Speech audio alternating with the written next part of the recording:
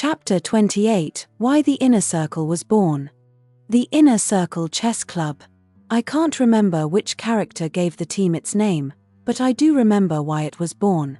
In the old Leeds Chess Club, everything was given to nepotism and nothing to skill.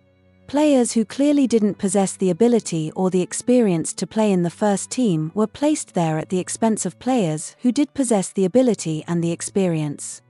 In the Yorkshire Chess Association League, which was played on Saturday afternoons, every cat, rat, and boil wanted to play in the first team, which was in the YCA First Division, the Woodhouse Cup, as then you got to play the best players.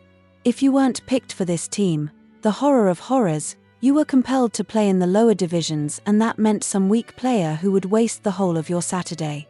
We, working-class upstarts, were rising talents, and although our grades were low, because you had to wait a year for them upgrading, we knew we were better than the pieces of shit playing above us.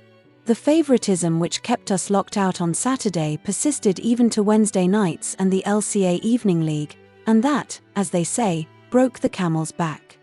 "I've had it with this bunch of bastards," complained JD.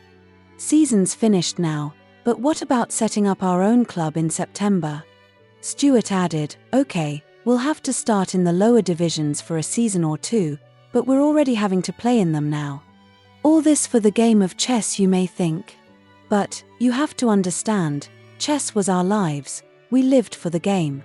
All week you would study and stretch your pink brain to the point of bursting in order to beat the better player, and when you did, you were in heaven that Saturday night and great fun was to be had.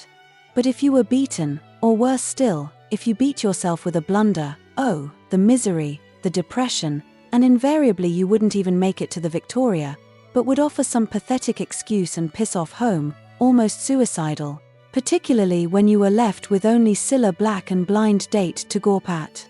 All chess players then were single and completely dysfunctional marriage material to the opposite sex. Don't get me wrong, they could get a shag, but they couldn't form normal relationships, or marriage for that matter, on account they were anything but normal. This abnormality continued even into decrepit old age, and I can remember some old man, on a chair next to me, leaning on me because he'd had a stroke, but refusing to finish his game. In the end, the ambulance men wouldn't wait, and began to tug him away from the board, and I'm sure to this day I saw a tear in that man's eye.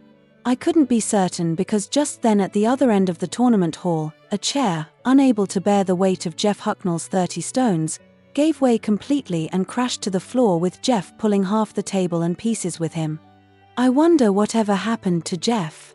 I remember getting pissed with him and the doctor in Scarborough and waltzing together in a hotel bar.